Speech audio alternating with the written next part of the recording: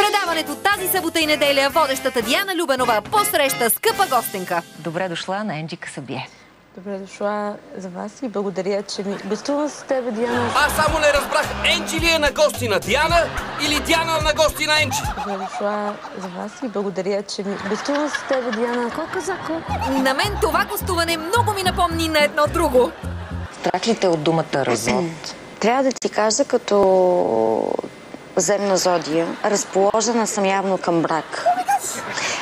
Не си падам по мимолетните връзки.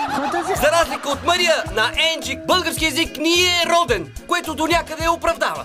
Аз съм горда с това. Защото знаеш колко много те обичам и много те уважавам и като един от най-така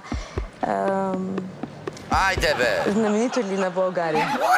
Знаменители на България.